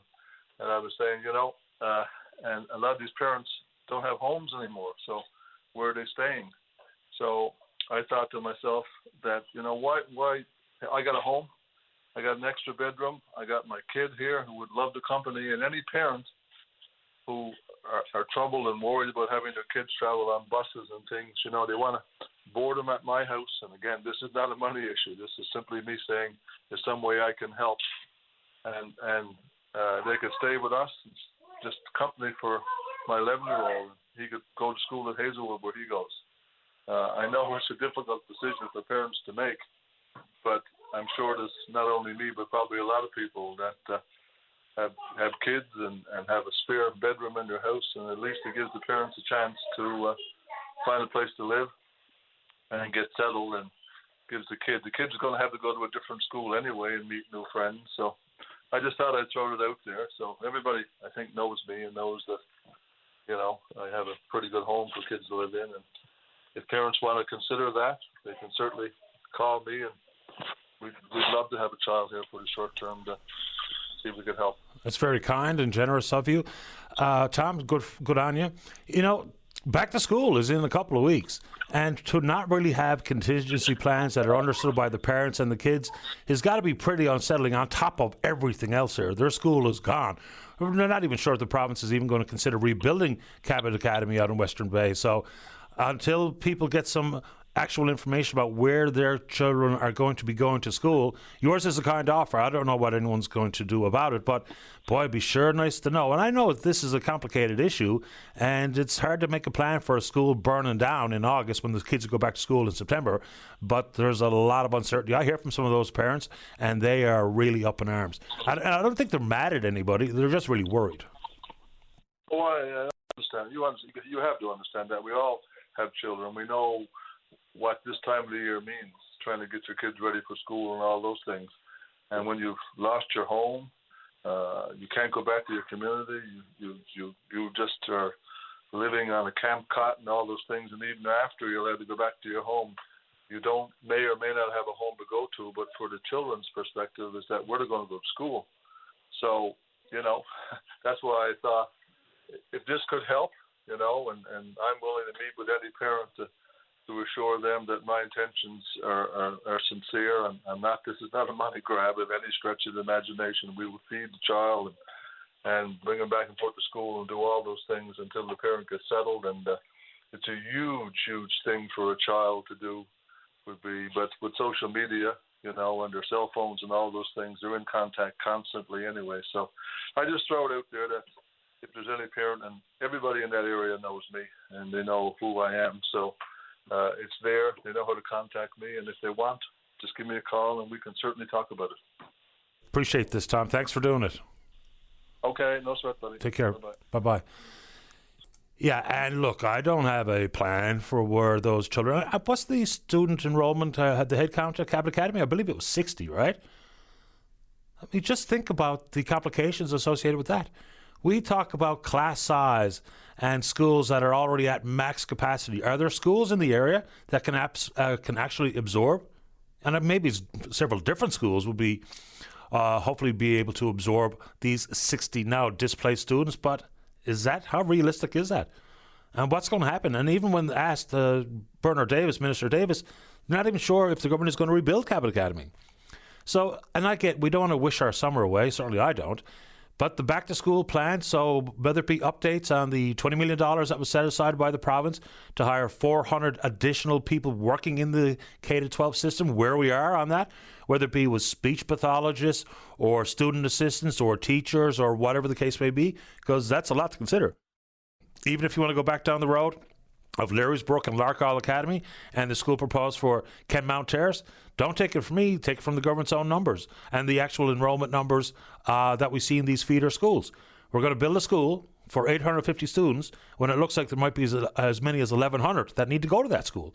So, and then it's, of course, things like reflecting back on how the cell phone ban worked inside the province's schools and how it was enforced and what the reaction was amongst the student body and the teachers. Anything in the education portfolio, let's get it out there because we're going back to school. Let's take a break. When we come back, I had mentioned not so long ago about the attempt or the initiative to get locally grown produce into the province's hospitals, maybe long-term care facilities, maybe personal care homes, maybe schools, with Food First NL CEO Josh Smee right after this. Don't go away. Welcome back to the show. Let's go to line number 3, segment to the CEO at Food First NL. That's Josh Smee. Josh, you're on the air. Good morning, Patty. Welcome to the show. Thank you. Nice to be here. It spurred on conversation about healthy food in hospital because a caller earlier talked about what he considers to be terrible food in the hospital in Carbonear, which led me to think about, the initiative that you guys were working on, locally ground produce into hospitals, long-term care homes, personal care homes, and schools. Where are we with that? There's a bunch of things happening, so thanks for asking. So there's been a project going. Most of the pilot sites have been actually up in Labrador around this. And where we started was getting local food, both locally grown food and wild food, into long-term care. For a couple of reasons. Long-term care is kind of the low-hanging fruit on this because the long-term care facility is a bit smaller. They do more of their cooking on site, and also we heard a lot from people who are living in long-term care that they were really looking for a little bit more kind of the familiar foods that they grew up with, right? So it took a little bit of navigating, figuring out, for example, how to get a wild partridge onto the menu, onto someone's plate in a long-term care facility. But it's been sorted, which is the cool thing, actually. So there's a set of procedures. We figured out the pathway so that you can do wild foods, you can do local foods, at least in long-term care. It'll be a longer walk to figure it out for patient trays in bigger hospitals, just because there's more rules and regulations about kind of where the food comes from, about the some of the on-farm food inspection stuff. So that's kind of the next step is pushing this along. But there is now like a real clear pathway for folks in long-term care and for folks making food in long-term care to be able to use much more local stuff. The other side of this is supply, right? Like figuring out how to get the local food in the right quantities predictably. So that's the thing that we're working on right now. What had to be overcome to get wild food into the care homes? Because we know, like, trying to get into food banks, had to have approved abattoirs, be part of the chain. So what was involved for you guys to do what you've done? Yeah, similarly, it was always possible. It just wasn't clear that it was. So it was mostly a bit of coordinating with folks at FFA and Service NL about what the process would be, and where things had to be documented and what it had to look like. So in this case, like, it wasn't a situation where any big rules had to be changed. But what we actually just really had to do was poke at it a while, do some research, talk to people. And so now we've got kind of a written guide, and if anyone's interested in that, they can reach out to Food First, actually, because we've got a written set of procedures of how to do it, which is like that's above my pay grade. I couldn't tell you all the different steps there, but it's written down now, and so now there's just like it's easier for other places that are interested in doing that to copy it. What made the care homes the low-hanging fruit, to use your words? They're cooking in their own kitchens more. So, if you're in and they're cooking more from scratch, like, stuff, a kitchen in a long-term care home looks a little bit more like, what's happening in that kitchen looks a little bit more like what might be happening in your home kitchen, where you're bringing in something just like whole ingredients and turning them into meals. Whereas in some bigger institutions, stuff is coming in a little bit more pre-processed, right? Like if you're serving up a meal in a big hospital, it might be coming in pre-cut. It might even be coming in those kind of steam package thingies, steamplicity, I think they're called. And so those ones, one of the challenges still locally for those bigger institutions is that we don't have that many companies in Newfoundland and Labrador who have the equipment to process things to the size and spec that those bigger facilities need, and our producers are sometimes small, so it's hard to get orders in enough volume. So there's a bit of coordinating that needs to happen to make it easier for those big institutions to buy local. But for the small ones, there's fewer people, and they're doing more of their own shopping, as it were. So there's a little bit of an easier pathway to get that food in there. What's the process for bringing, say, hunters into the process for the wild game and for local farmers to bring their local produce? How does it work? Yeah, it's going to depend on the institution. So for the way we did it was we worked with local hunters. So we're not buying their meat per se, right? But we worked with local hunters. We were able to support the costs of them getting out on the land and doing the hunt, and then donating the results of the hunt in. So I think a lot of it with hunters, it involves kind of the institution needs to build a relationship with local hunters in their region. So that's the first step. That can go a couple of different ways, but I think like most of us know some folks who are really want to be out on the land, really reliable, and take good care of what they catch and all that kind of thing. So it's really ends up being pretty relationship based. And similarly for local producers, I think like if you're running a smaller institution, you can do a little bit of relationship building. But then the other way it goes is that there are the bigger companies in the mix, that are doing on-site food service at big institutions, and we know those folks are also they have they're looking, I think, to buy local where they can. And so one of the things we're doing at Food First, actually, to try and make this a little bit easier, that's one of the reasons we're building up these food hubs. We've got one in Western. We're about to launch one in and around St. John's, which we have as many local food producers as want to join, and we can take online orders and handle the logistics of it. But one of the reasons that we do those food hubs is so that we can do a bigger order. So you might have someone who needs, say, 500 pounds of carrots, but there's no individual producer who can deliver that, but maybe they can divide that 500 across a few. And what's needed is that someone in the middle to do that aggregating, right? And that's also something that's like a little bit missing, but getting built up, including by some of the nonprofit programs like ours. Yeah, great stuff. Anything else you want to tell us on the Food First front before we let you go? Oh, well, I just think on this topic, you mentioned school food off the hop. That's the other big piece is that, there is a universal school lunch program coming. That's getting built up right now. We're trying to help. We just finished a big round of consultations on it. We're writing a big report on this. But I think that's going to be a real spur because the national school food policy, the kind of what's guiding this, really encourages local food in the school food mix. So I think there's going to be a huge opportunity to get more local into those institutions there.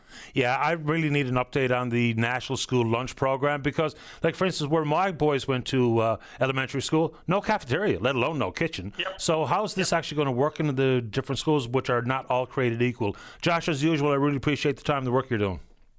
Yeah, thanks, Patty. Thanks for checking in. Stay in touch. Bye-bye. Take care. Bye. That's Josh Mee, the CEO at Food First NL. All right, Bev, you stay right there. Appreciate your patience as we do, Everett. A couple of interesting topics coming up. Everett wants to talk about salmon hatcheries, of which there are many here in the province, whether it be St. Albans or Marystown, or I guess you would have to include some of the aquaculture sites. So Everett wants to talk about that, and Bev has an update on her son. I'm pretty sure I'm familiar with Bev's story, but we'll get that update and then tons of time left for you. Don't go away. Welcome back to the show. Let's go to line number 2. Good morning, Everett. You're on the air. Good morning to you, Paddy. Good morning. Paddy, this morning I'd like to specifically talk about the wild Atlantic fish hatcheries, specifically the lack thereof, in my opinion. Okay. And thank you for giving me the opportunity to do so. Paddy, I would say that you and I and basically everyone else in Newfoundland and Labrador who care about the future of the Atlantic salmon would argue that the recreational salmon fishery is very important to Newfoundland and Labrador, providing both social and economic benefits. And I think we'd also argue that Newfoundland and Labrador is one of the last frontiers for the Atlantic salmon in the world. I don't know if you'd like to comment on that. Well, it's been reported that the wild Atlantic salmon is the strongest salmon stock in the world. Now, the concern would be for people on the island is salmon returns to the rivers. Because, we haven't had a commercial salmon fishery in a long, long time. There's a relatively small commercial salmon fishery in Iceland and Greenland, a very small one for St. Pierre and Miquelon, but there hasn't been one here for Newfoundlanders and Labradorians for decades. And the salmon return numbers are crystal clear. The stock is in trouble. You're exactly right. I'm not advocating this morning that we would have a commercial salmon fishery. No, I didn't mean to imply, no. No, okay. Patty, I think we'd also say, too, that the construction of fish passage facilities, fish hatcheries, and allocating new areas for expanding salmon migration and adequate enforcement, they are all very important when determining the growth or decline of the Atlantic salmon stocks in our province. And Patty, knows, of course, there are many other factors that would have to be considered. Today, I'd appreciate the opportunity to discuss fish hatcheries with you, and maybe some other time we get the opportunity, we might zero in on some of the other points that I just made there. Patty, last night I Googled Noah Paul's fish hatchery. And although I've heard of the hatchery before, I didn't realize, Patty, how important a hatchery was. And for the benefit of your listeners, I'd like to give just a brief history, a few points off that particular hatchery, if I may. Sure, go ahead. In 1967, the Noah Paul's Brook Incubation Facility was started, with salmon from the Humber River being used as broodstock. In 1974, DFO set up a collection facility below Grand Falls to collect and transfer broodstock to the Noah Paul's facility. In 1981, 1.4 million salmon fry were transferred from the Noah Paul facility to Lloyd's River. In 1982, the Exploits River Management Association was formed, now known as the Environment Resources Management Association, IRMA. In 1987, 3.86 million salmon fry from the Noah Paul facility were released throughout the Exploits River watershed system.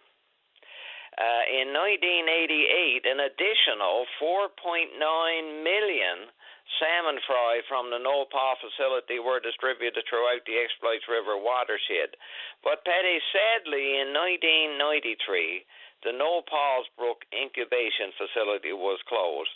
Now, Patty, in my opinion, that facility should have never closed.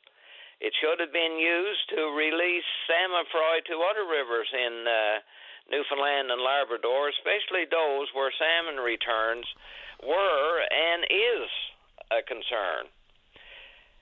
I'm very pleased to say today that the Conservative member for Central Newfoundland and Labrador, MP Clifford Small, has recently stressed the importance of salmon hatcheries in our province, and I 110% agree.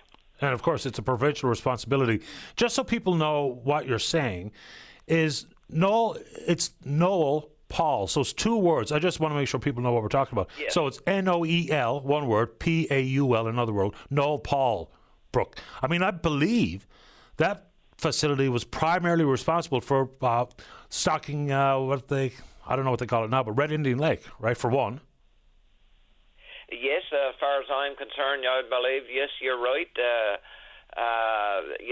That was part of the reason why the Noah Paul facility was built in the first place. Okay. Yes, for sure.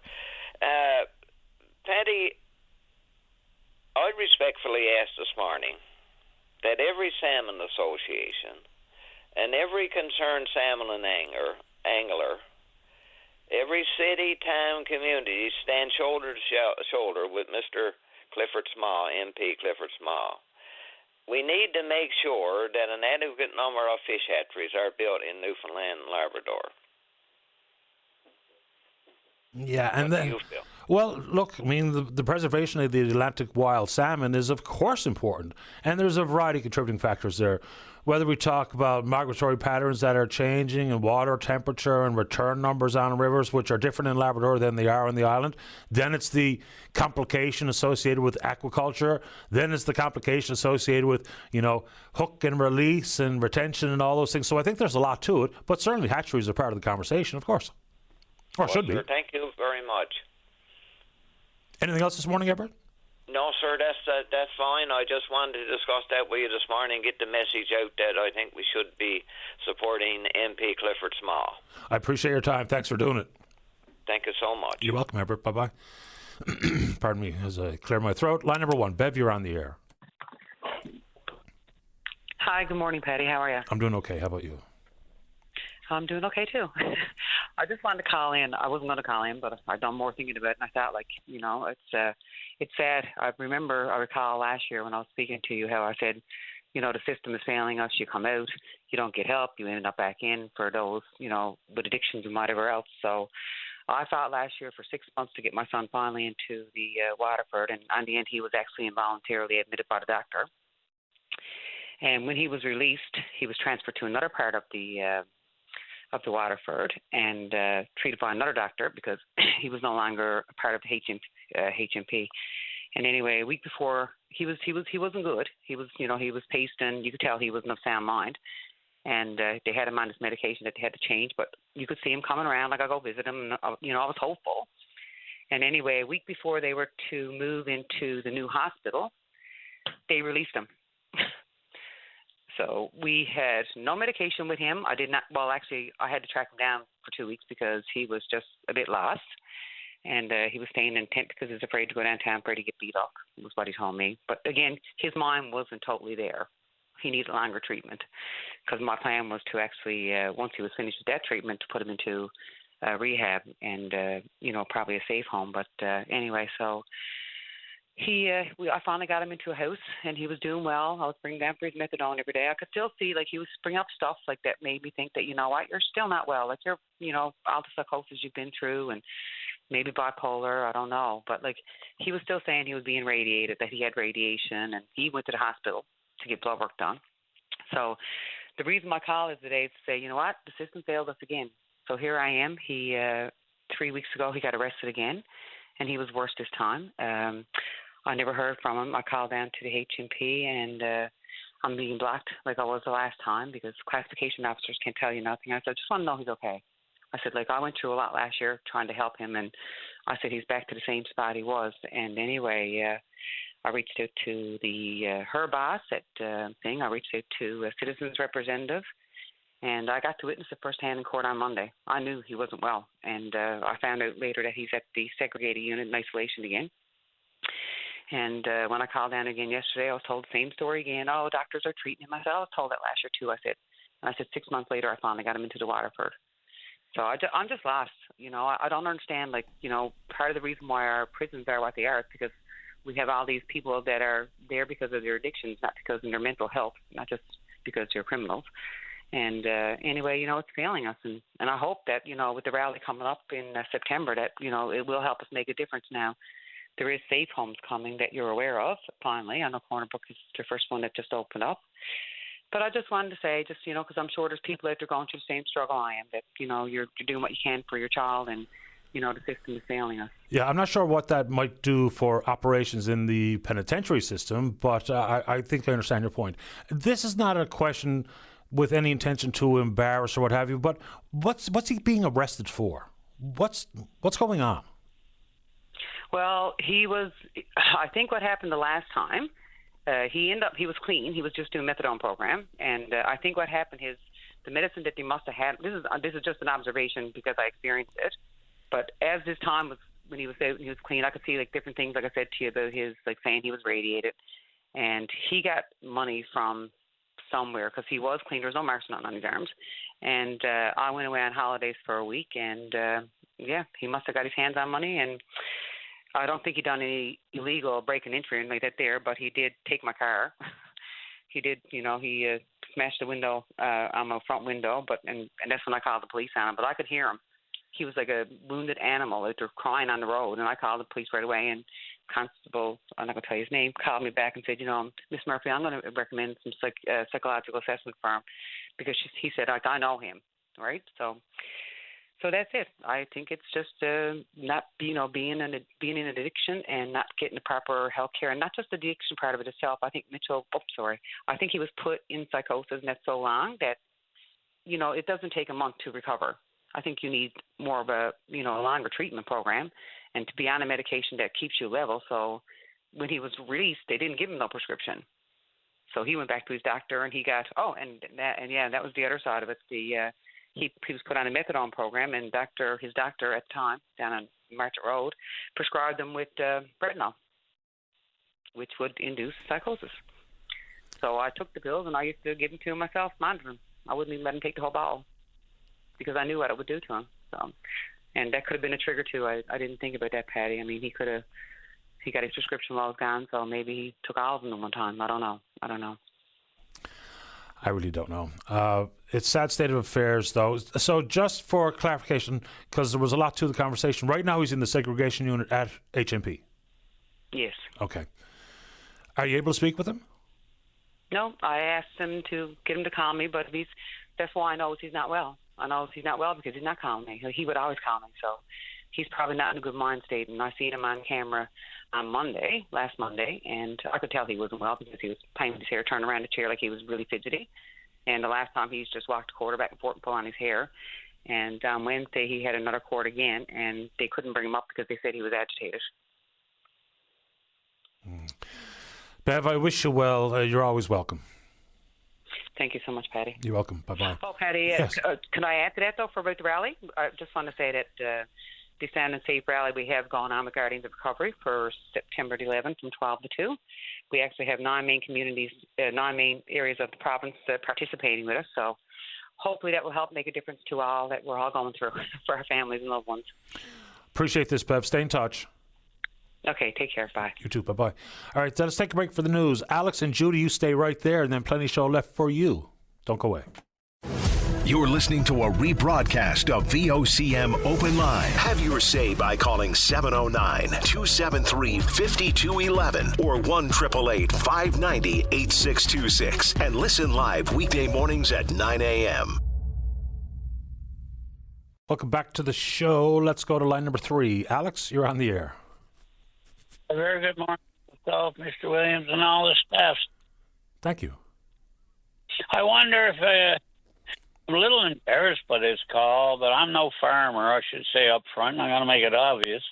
I met my sons when we were on the Avalon, and he has a property here, which we love, out in the country.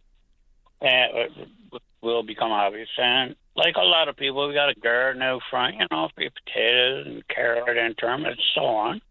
And there's a couple goats, which are running the old man off his feet, trust me. And but I'm becoming worried about. You do have chickens. There's what people locally they just refer to them as layers. So they lay the eggs, and it's wonderful. Mm-hmm. And in order to keep them, I figure mentally healthy, make the animal comfortable. So they got a little pen to go run around the garden all day and picking at bugs and being happy. And that seems to be working great. And there is some sort of netting we just recently put over top of them to make sure critters, they were flying out and I was tired chasing them off the garden and putting them back in. So now they don't get out. So that was great. And but there are another crowd down below, which they're referring to as boilers. In other words, they're just grown for cooking and eating. But they have their own little garden with fenced in because the foxes became a problem. So they've got a lovely foxed-in area to run around, pick bugs, and have a good day. And then yesterday, to my astonishment, we were sat in the garage. We were kind of in between these two groups of chickens, which isn't huge, but still. And then all of a sudden, of course, my hearing being gone permanently, but my young fellow and my fiance, they're all of a sudden having, what the heck's going on with the chickens? Chickens are all out there going mad. So they went scrambling out in the yard. I thought, well, what's going on here? And he looks up, here's a great big bald eagle perched in the tree right beside him. Holy mackerel. So it saw everybody running out, and they took off. So, oh, no. Well, it knows they're there now. They're not stupid. They'll be be back. So the worry is that an eagle is going to snatch one of the chickens. Is that what we're talking about?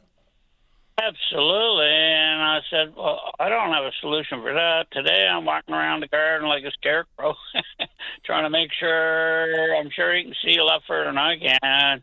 Unless I'm walking around the neighborhood here and everything intimidating it from grabbing a chicken. It certainly will. I thought maybe if I call open lawn some kind-hearted person, farmer, with a family home or something, with experience might say, here's what you need to do. We haven't got a clue what to do, sir. It's an interesting question. But you know what? For some reason, I've actually dealt with this issue in the past. So, with someone who's got a, what do they call it, a hobby farm up the Southern Shore. So, for starters, he actually looked at it a couple of different ways. And, of course, eagles require a perch. So, basically, he put just one strand of barbed wire along the top of the fence to eliminate the fence from being the perch. Secondly, you know what he did that actually helped?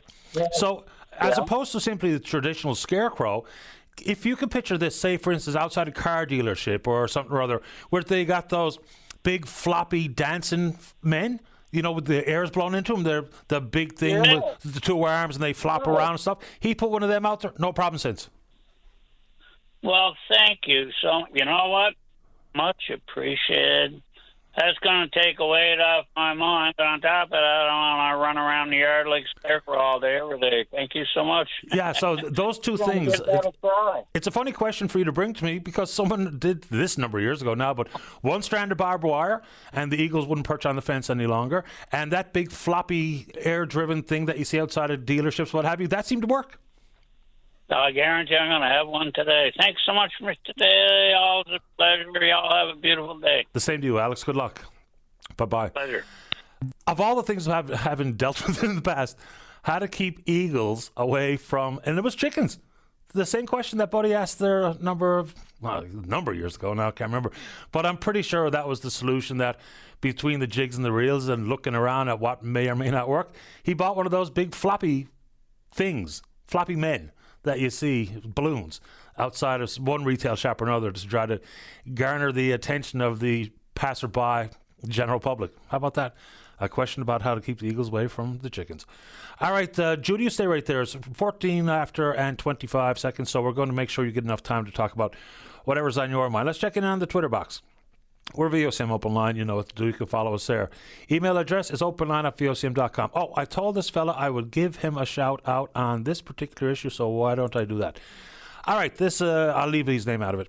He's the organizer of a road race in Stephenville Crossing happening this Sunday, August the 24th. He's asking me to put out public notice. Beware of runners, walkers, volunteers, emergency vehicles, barriers, and signage. With permission from the Newfoundland Labrador Department of Transportation and Infrastructure and the town of Stephenville Crossing, the streets of Hospital Road, Main Street, Veterans Memorial Drive, and Brook Street will be used for this amazing Prairie Classic Road Race on the 24th. The Hospital Road will be closed to all non-local traffic from 9 a.m. to 9:30 a.m. All other roads remain open. We ask that the motorists to drive with caution and expect an increase in traffic and pedestrians. So there you go. That's the upcoming road race, the amazing Prairie Classic Road Race, Sunday, August 24th in the town of Stephenville Crossing. When we come back, Judy's in the queue to talk about nurse practitioners. Don't go away. And welcome back. Let's go to line number 4. Judy, you're on the air. Good morning. Good morning. Yeah, no, I'm phoning. Well, I just heard a commercial about nurse practitioners. Mm-hmm. What I was wondering about, like when they're part of these family care units they have established, like MCP covers their salary. When they work at the emergency department, MCP covers their salary. When they have their own private practice, MCP does not cover them. And with such a shortage of doctors and that, I just can't understand why the difference. Or Me neither. And well put. Because if I see a nurse practitioner at the emergency or in the collaborative care clinic over on Monday Pond Road, I don't get billed. MCP gets billed. So the thought is that if the nurse practitioners were able to hang out their own shingle and bill MCP, then more and more nurse practitioners would leave the public sector, where they have, already a shortage of. And if you lost more and more to the private sector, then it would compromise the public sector. But my thought on that one is, look, I don't think people listening to this program this morning care whether or not they have to go to a private clinic on Ropewalk Lane or go to St. Clair's to see a nurse practitioner. As long as they see and get the help they need, that's what people need. So if I don't go to St. Clair's but I go to Elizabeth Avenue, I'm still getting my primary care. That's the ultimate goal here. So I don't understand why the government is so hesitant to allow that to happen. No, that's the same point. I mean, there's such a shortage of doctors, and they are excellent in their field. It just blows my mind. I can't really understand why it is, or if they're working on anything to overcome it or not. I don't. Because, a lot of people can't afford to go and pay their own way, and I think, like, a lot of the insurance companies don't even cover a visit to a nurse practitioner. Yeah, I'm not sure about people's individual insurance. For many, if not most occasions, when people need primary care, a nurse practitioner might be absolutely the perfect person to go see. Not everybody needs to see a medical doctor for every single ailment. It's absolutely true. No, yes, and like you said, if anything comes up, well, they'll refer you to a specialist or whatever, Exactly right. A nurse practitioner can diagnose, order and interpret tests. They can prescribe medication. They can be fully responsible for managing patient care. So if there's a need for something that arises that a nurse practitioner cannot address, then you're 100% right. You simply get a referral on to a doctor. And like you said, there's so many people without family doctors. I just can't understand it at all. Yeah, and we see nurse practitioners working in a variety of areas, public health and in hospitals and clinics and long-term care facilities and the rest. So I think you're onto something here, Judy. Now, I was told I had misinterpreted it, but here's what it felt to me like what the federal government was saying. It was then Federal Health Minister Mark Holland talking about the province's need to have their provincial insurance cover nurse practitioners operating outside the public sector. What they said is if they don't, for every dollar people of the province are charged for access to a nurse practitioner, they would take that out. They would back that amount out of federal healthcare transfer dollars. So I have a funny feeling that this, what you and I are both on side with, I think it's coming. I don't know when, but I have a feeling that that's going to be one of the moves we see soon. Yeah, it makes perfect sense. There's thousands. In fact, I don't have a family doctor myself, but, there's so many without them, and this is, and that's it. Hopefully they'll work something out sooner than later. I'm with you 100%. We haven't talked about that in the recent past, so I'm glad you brought it up. Great. Okay. Thank you very much. Thanks, and have Judy. a good day. You too. Okay, my dear. Yeah, bye. Bye-bye. I think there's actually such a thing, too, as nurse practitioners that specialize in certain things. I don't know if I have an example of dermatology. So, of course, they would have a broad base of knowledge, the extensive training that a nurse practitioner does. And look, this is not diminishing the importance of other professionals, licensed practical nurses, nurse practitioners, of course, medical doctors, GPs and otherwise. But Judy's right. There's no real good argument for not allowing a nurse practitioner to hang out their own shingle, open up their own clinic. They do it already, but people have to pay cash on the barrelhead for that appointment, as opposed to, like Judy said, if I see a nurse practitioner at the health science in the emergency room, I don't have to pay. So why should I have to pay if they open up a clinic on Mare Avenue? It's 100% the right thing to do, in my opinion. Let's go to line number 1 and say good morning to yet another one of the candidates running in the upcoming municipal election here in Ward 2, the City of St. John's. That's Philip Barton. Philip, you're on the air. Oh, hello. Hello. So I guess I'll start with introducing myself. So again, my name is Philip Barton. I run a startup marketing firm in the city. I also I'm a volunteer at the Rooms, and I also do work with the food bank Bridges to Hope.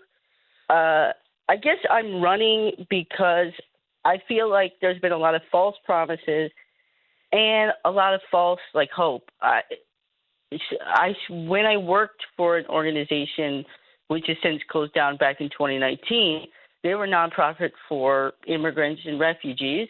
And during that time period, they started cutting funding for nonprofits. They said, basically, we're going to cut everything. And that was right at the time on the cusp of COVID when people needed public services, just like now. It feels like a lot of services are getting cut right when we need them. With all these tariffs and with job losses, especially within the government, myself included, I was a layoff. I used to work for CRA, and I was a part of a huge layoff. That it seems like there's less money for services when we need them, and that's why I'm running. I'm running basically to get the government to try and keep their promises. In this city, accessibility to things like food banks are very difficult. They're only in a few select areas. They're mostly in Ward 2, to be honest. And we get people coming from all the way from Kilbride to go to the food bank. That shouldn't be the case. It should be more accessible. Seniors shouldn't have to come all the way downtown to, get food if they need it. So that's the main reason why I'm running. It's just to try and make services in this city more accessible and try and bring a voice to people who really haven't been heard or been listened to for a long time. Fair enough. Some of that responsibility might be above the municipal level. So what exactly do you think should be the role of the city in the circumstances you describe? Well, I think it's more like bringing the services to people. So, for example, when people plan out, affordable housing, or when people plan out things like where zoning and things like that, they can determine where somebody's going to be, right? So if you have a huge suburban area, let's say, well, there's less chances to have those services there because they don't have a designated zone for maybe those services, right? So the municipal governments can make those decisions to allow those things to happen, right? Fair. I'm sorry. Go ahead. Yeah, but you go ahead. No, I was just thinking that's a fair observation and fair point. So what does it take to make that happen? Because municipalities might make access easier, but then for the most part, it requires, whether it be not-for-profits or charitable organizations, to actually be the delivery mechanism on the ground. Yes, it does require those organizations, and of course that does require government to bring funding to these places. But as a community, supporting these places is an important role that municipalities make. Making sure that people know where they are and how to use them is also a city-related thing, right? A lot of people don't even know about a lot of the services that are available. Oftentimes you tell people, you can get this for free or that for free, and they don't even know. That's also very, very true. And so given that, I will take an opportunity to pump the tires of the folks that work at 211. If you're ever wondering about what's available where you live, one resource or another, there's a real great umbrella catch-all, 211. So if you dial that number, you can ask them almost anything in a bunch of different languages about where to access one service or another, and they are terrific at what they do.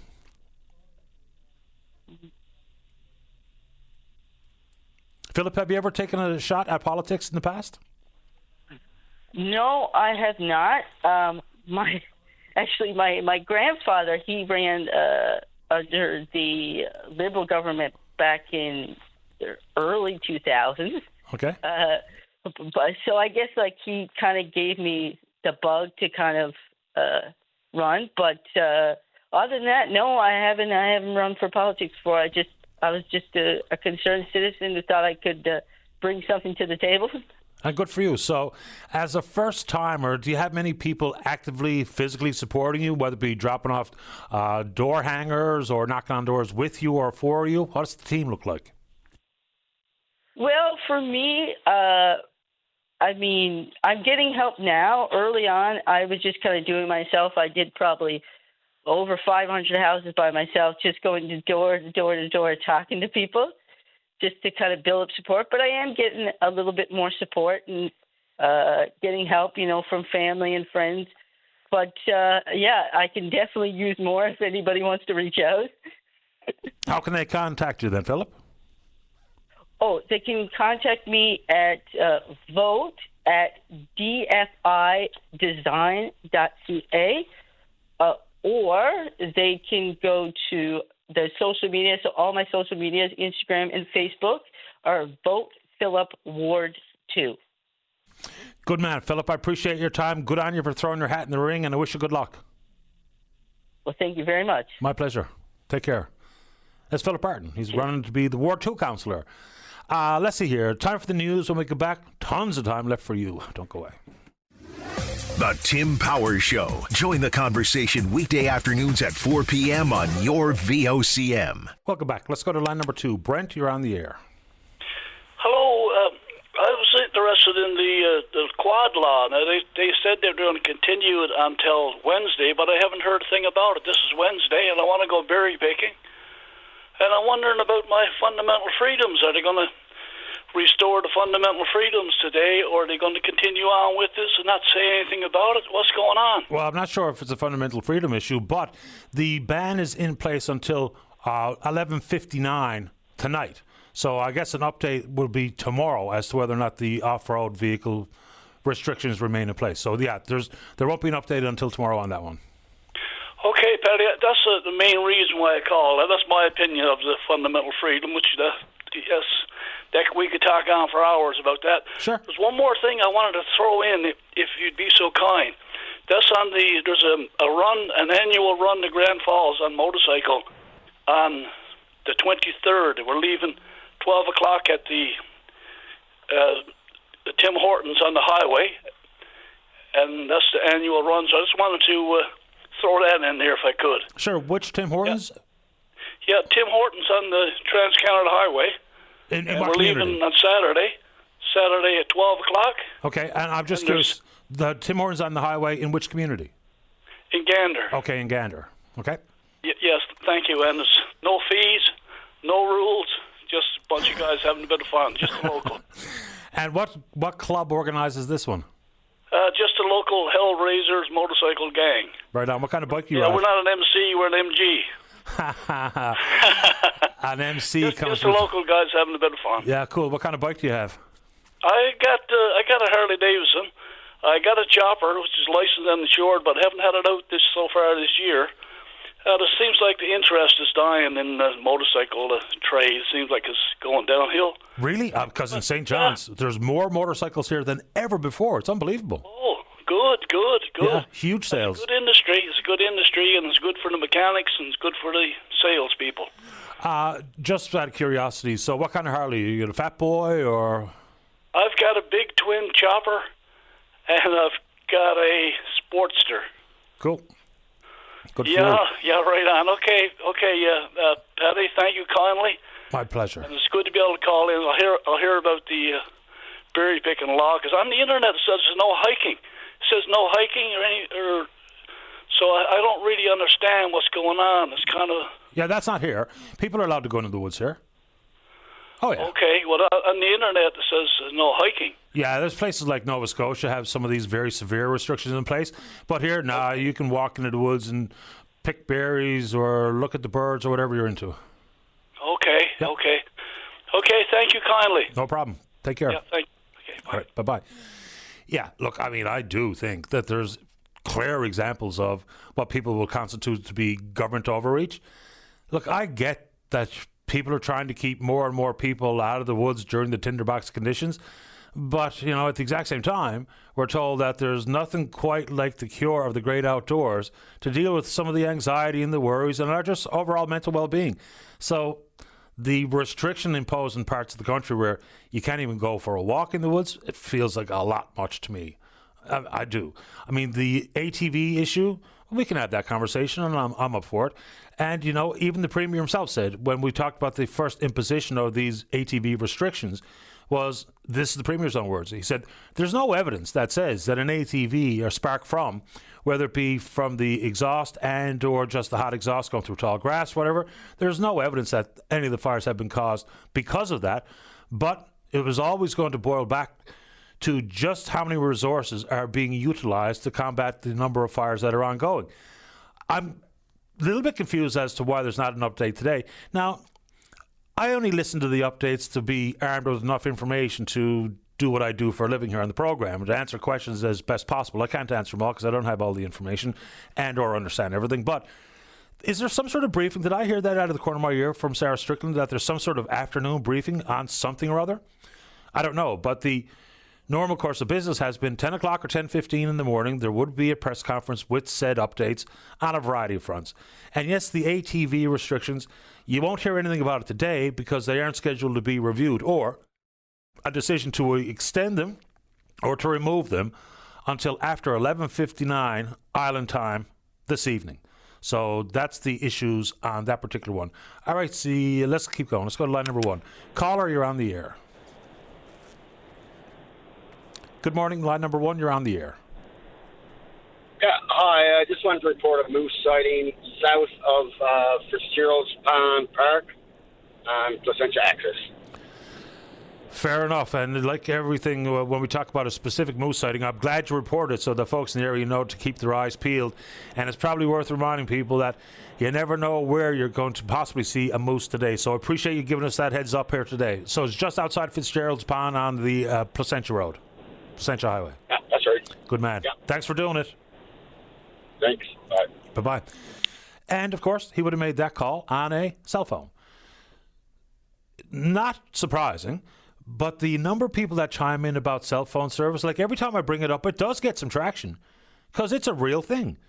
You know, whether we talk about the perennial dead spots in the province and even some of the spots that were at one point pretty reliable and now not so much, yes, it's an inconvenience, and yes, it's a problem with paying a bill for something that is unreliable or spotty, but it really is a public safety issue. Like, if anyone listening to the show this morning is in that neck of the woods on the Placentia Highway and heard about a moose outside Fitzgerald's Pond, that's a pretty proper public safety heads up. So, yes, we're happy to take it on. Last year, the government had a pilot project on the Burgeo Highway about expanding a hotspot. There was 10 said hotspots supposed to be done this year in the form of these pilot programs once again. Where they are, I'm not sure. I'll try to find the information because I hear from people all the time. In addition to that, you know, when we're told you simply need to check in with reliable sources, the government website and what have you, if you live somewhere where you don't have reliable high-speed broadband or you don't have reliable cell coverage, it's easier said than done to check some of these websites, whether it be the government of Newfoundland and Labrador or otherwise.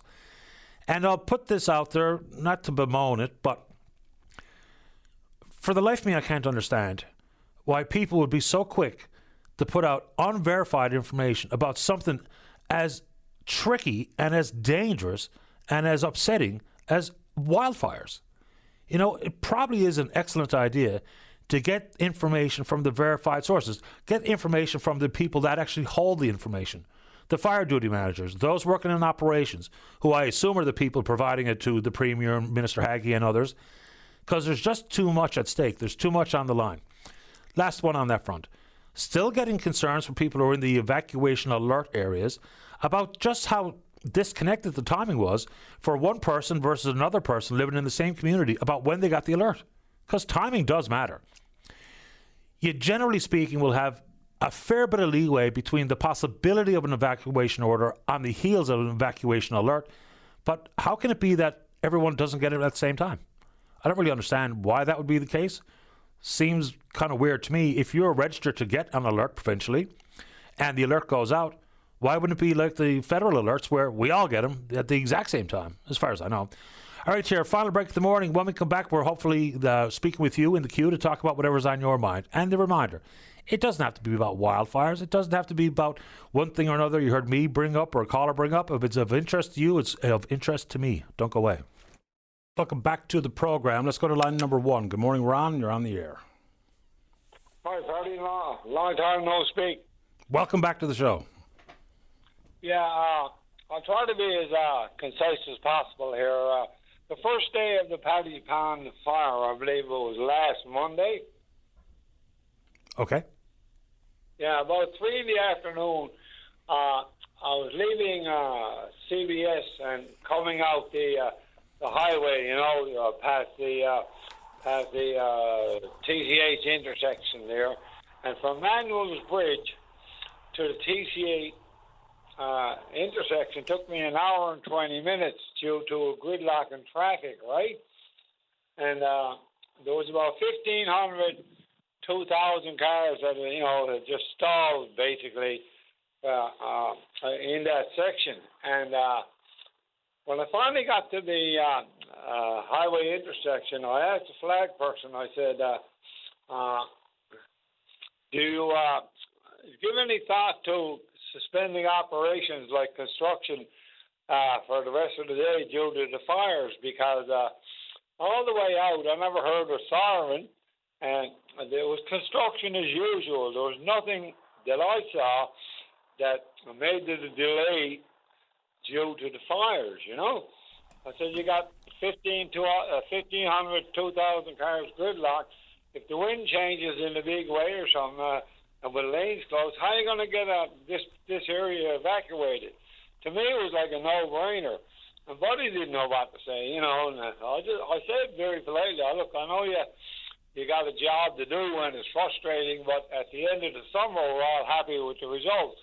So I wasn't picking on the guy at all. I just posed that question. To me, it was a no-brainer, It wasn't a result of any fire containment. It was just construction as usual, Yeah, now, I don't know who would... I guess the contractor is unlikely to cease operations. I guess that directive, if it was coming from anybody, would come from the government if they thought it was an important thing to do. What do you think? Well, yeah, it could be a myriad of reasons for it, but I was more curious that did anybody take that to heart, and did construction ever stop anywhere later on during any firefighting operations? I don't know. It's a good question, and I don't know what the criteria would be for having the government make that type of decision. But you're right. When there's an evacuation alert or an evacuation order, you would think that everything we can do to keep the highways as free and as passable as possible should be something we at least consider. Yeah, because that day, it was black smoke. It was the first day of the Paddy Pond fire. Everybody had the windows up, and you could taste the smoke in your throat, there was no danger per se, but the wind had changed. Who knows what happened when you got all those cars blocked in, That's all I got to say on the face of it. Fair enough. It's an interesting point, and I didn't really think about it, to be honest. Yeah, right. A lot of people didn't, but I'm sure everybody in the car up there was thinking about it because they were just hoping that the wind wouldn't change, including me. I totally get that. Boy, it's been a long stretch. Yeah, okay, Paddy, thanks again. Appreciate your time. Bye. Thanks, Ron. Bye-bye. And I continue to get questions on road work and the road work season and all that kind of stuff. And one of the biggest ones is about busy sections of, whether it be highway or busy sections of the city, and why we don't do night work. Because it happens elsewhere, as people rightfully point out. In the city of St. John's, there's actually a city bylaw that says you can't do it. So, you talk about thoroughfares like Topsail Road or Kenmount Road or whatever the case may be. The fact of the matter is the city of St. John's has a bylaw that says no road work can be done at night. The province did entertain a pilot project regarding road work on the highways there a few years ago, and the results were pretty clear. Based on a variety of different factors, it cost about 30% more to do the work at night versus in the day. So while some are worried about debt and deficit and the overall expense for government operations, saving 30% on highway work projects sounds like a reasonable idea to me, as much as, just like you, I'm pretty frustrated when I'm stuck in a logjam going wherever. On the highway, whether I'm going out to Gander to see the young fella or whatever the case may be. It can be frustrating, but 30% more is a lot of additional cost to absorb. And still, remember, people still do travel at night as well. Then it's the issue about getting value for money spent. every time I think about and talk about how much money the province says they're going to spend on road work, bridge work, guardrails, all that kind of stuff, the question that we don't generally ask is what kind of value we're getting for the money we're spending. And this year we're talking about hundreds of millions of dollars on road work. We actually had a civil engineer from Memorial University on this program a number of years ago. Remember that, Dave? We had Buddy on? He was really quite good. He's talking about we have a bit of an antiquated approach to road work. There was a language barrier that made it maybe a little bit difficult for everyone to fully hear and to understand. So how long the roads last. And I go back to this one budget lock-in at Confederation Building, I would say 2015, 2016, whatever it was. And the finance minister of the day was talking about, just how much road work is getting done for money spent. And we're getting more kilometres done for less money than in years past. Which right off the bat just made me feel like, is that really a boast? Because isn't the question about how long the roads last versus how many kilometres get done? Because you can do 10 kilometres this year, and if you have to redo them in 5 years from now, then I'm not so sure we got the value for the money. So whether it be different approach taken by government when they're letting these contracts or put out their RFPs about certain, look, I'm not working in the civil construction world, so I don't know, but a bit more attention to road, the prepping of the bed, and or chemical composition, and or thickness of asphalt, and then how long we need to keep vehicles off the road before we allow them back on, because you see it as much as I do. It really feels like, and I've driven right across the country a couple of times, it really feels like roads get pocked up and rutted and potholed quicker here than elsewhere. I hear the same old argument, it's the freeze and thaw, but look, it's Canada. There's freeze and thaw right across the country, two different severities, of course, but it can't be just that. And I've seen, like, even close by where I live on the Outer Ring Road, there was always been a couple of notorious spots where it always seems to be busted up. And so, whether that be some unavoidable issues regarding springs underneath, water springs underneath or what have you, but, it's not necessarily only about how many kilometres get done. It's about how many kilometres get done and last for the expected amount of time. All right, I told this fellow I'd give a shout out to a fundraiser they have going tonight in an effort to help the folks impacted by the wildfires. So it's Alex Taylor is the organizer. We've had Alex on the show in the past to promote this one and, of course, other concerts he's done for different charities over the years, so good on him. So it's tonight. Let's see. It's tonight, August the 20th at 7 p.m. It's going to be at the Parish of the Ascension on 58 Smallwood Drive in the city of Mount Pearl. 50-50 tickets, $2 each, 3 for $5. All the money goes to the Red Cross. Admission is $20 each. It's non-refundable. To organize a ticket, you can give them a call at 709-691-4020. And the performers include Not Fit. They're probably all right. Not Fit, Alex Taylor, Chris and Jesse Conley, Brian and Natalia DeBoer, Daughters of the Rock, Paul Piercy, Xander Wright, George Power, Otto Pike, and Ed Breen.